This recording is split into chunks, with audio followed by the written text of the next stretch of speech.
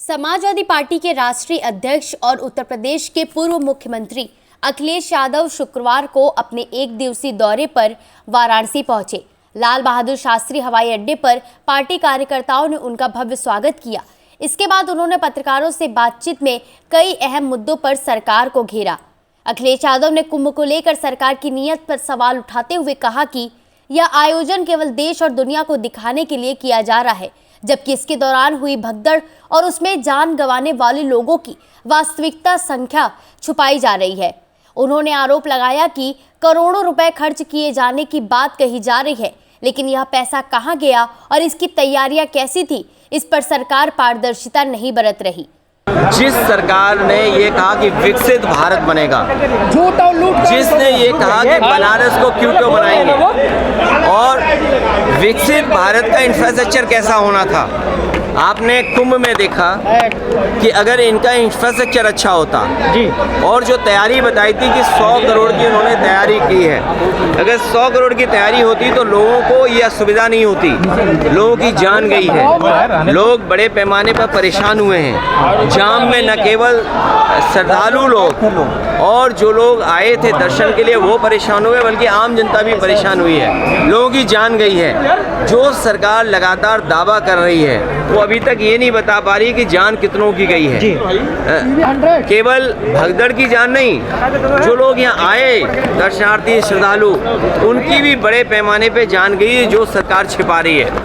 हाथरस में एक बड़ा हादसा हुआ है। 50 करोड़ तो नहीं आए हैं, 60 करोड़ लोग आए हैं। आप भी झूठ मत बोला करो। आप उनकी गिनती कम मत करिए। वीआईपी मूवमेंट बंद नहीं हो रहा। आप उनकी गिनती कम मत करिए। वीआईपी मूवमेंट बंद नहीं हो रहा। गिनती कम कर करके आप उनको भी परेशानी में डाल रहे हो। जो आंकड़ा आएगा वो 60 करोड़ का आंकड़ा आएगा, लेकिन 60 करोड़ के आंकड़े के बाद भी जिन लोगों की जान गई है, जो भगदड़ में मारे गए, उनकी भी अभी तक सूची नहीं दे पा रहे हैं।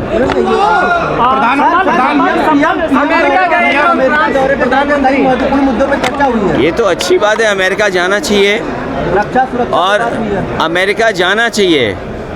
अमेरिका से व्यापार ऐसा लाएं जिससे हमारे लोगों की खुशहाली हो।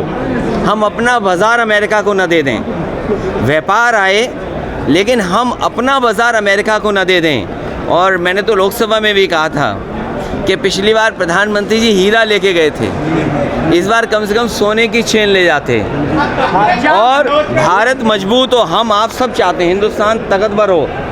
हिंदुस्तान जब ताकतवर होगा, हमारे नागरिक अगर कानून तोड़ करके गए तो ये किसकी नाकामी है?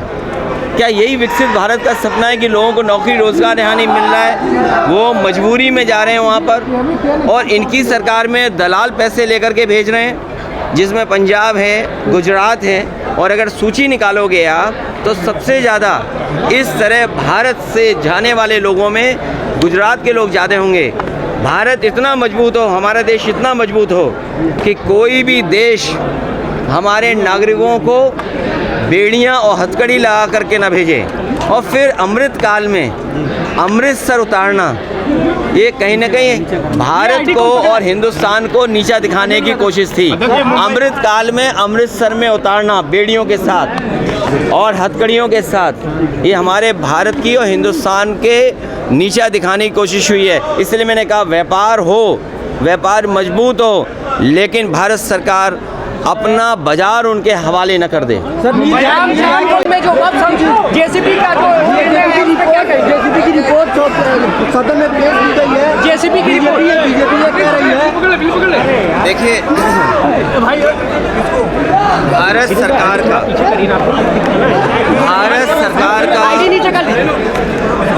अब तक का सबसे बड़ा बजट पेश हुआ है। भारत सरकार का लगातार ये दावा रहा है कि आने वाले समय में दुनिया की 5वीं अर्थव्यवस्था से वो नंबर 3 की अर्थव्यवस्था पे पहुंच जाएंगे। और नौकरी, रोजगार, किसान की आय और विकसित भारत का एक नक्शा उन्होंने तैयार किया है, विकसित भारत का एक रोड मैप तैयार किया है। लेकिन बजट आने के बाद जो मायूसी छाई, जो आंकड़े सामने नज़र आए कि न इससे विकसित भारत बनने जा रहा है, न इससे कोई अर्थव्यवस्था जिस रफ्तार से बढ़ाना चाहते थे बढ़ने जा रही है, न किसान की आय दोगुनी हुई, नौकरी के नाम पर भी रोजगार नौकरी नहीं दे पा रही सरकार। जो लोग कहते थे मैन्युफैक्चरिंग में हम मेक इन इंडिया या और जो नारे दिए थे, जब वो सब असफल हो गए तो चोरी छिपे जानबूझ करके वो बिल लेकर के आए हैं। बिल इसलिए लाए हैं कि बजट की मायूसी है, बजट से कोई उपलब्धि नहीं है, इसलिए जानबूझ करके अपना पुराना जो उनका तरीका है, पुराना तरीका है, वक्त बिल ला करके लोगों के अंदर बहस छेड़ देना, यही उनका हमेशा काम करने का तरीका रहा है। मुख्यमंत्री जी कह रहे हैं कि आप जिस तरीके से कोविड वैक्सीन लगवाए उसी तरीके से आपने स्नान भी किया। मुख्यमंत्री देखिए, मुझे तो इस बात की खुशी है कि आने वाले समय में हम लोगों को कपड़े पहन करके स्नान करना होगा। जी सर, भाई ये चीज़ तो हमें सीखनी चाहिए जी। ये जो चीज़ें सीखने की हैं वो हमें अपने मुख्यमंत्री जी से सीखना चाहिए कि पूरे वस्त्र पहन के स्नान करना चाहिए। बनारस वालों आपसे बेहतर कौन नहीं जानता होगा स्नान कैसे किया जाता है।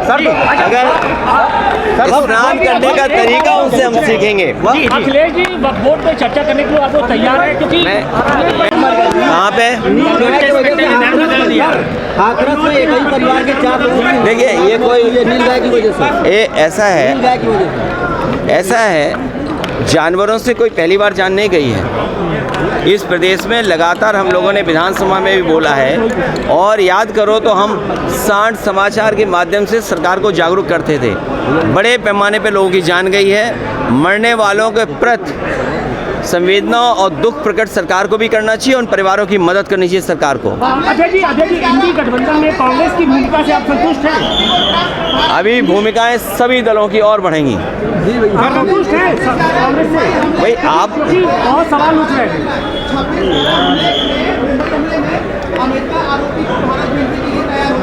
तो ये तो जो भी भारत और हिंदुस्तान की सीमा और भारत की आंतरिक सुरक्षा के लिए खतरा बनता है उस पर कार्रवाई हो, उसमें हर देश को सहयोग करना चाहिए। मुंबई कोऑपरेटिव बैंक आज बंद हो गया है, कई लोगों का पैसा फंसा है। लोग कहाँ पर? मुंबई का कोऑपरेटिव बैंक को बंद कर दिया गया है। देखिए, कोऑपरेटिव यूनिवर्सिटी बनने जा रही है और कोऑपरेटिव में मुझे नहीं पता है कि किस कारण वो घटना हुई होगी जहाँ पर अकाउंट, लेकिन सच्चाई ये है कि आपके पैसे की कीमत नहीं बची है। जो लोग अगर रिबेट भी दे रहे हैं या आपके 12 लाख पर कर रहे हैं तो बताओ महंगाई क्या है। अगर महंगाई कम कर देते तो शायद सबको लाभ मिलता, और आपसे बेहतर कौन जानेगा कोविड के बाद इनमें से किसी का वेतन नहीं बढ़ा है। तो अब देखो मुस्कुराए, कोविड के बाद से जितना इनका वेतन कम हुआ उससे ज़्यादा इनका वेतन नहीं बढ़ पाया। सर वो बिल को लेकर के ये कोई नई चीज़ नहीं है, छापा मारना है। सर वो बिल को लेकर के बीजेपी के लोग ये कह रहे हैं कि आप लोग तुष्टिकरण की देखिए, जिस बजट ने नौकरी ना दी हो, जिस बजट ने किसानों की आय दोगुनी ना की हो, जिस बजट से व्यापार ना बढ़ा हो, जिस बजट से हमारे देश के मैन्युफैक्चरिंग सेक्टर को कोई लाभ ना पहुंचा हो, उस बजट ने मायूसी थी, निराश किया।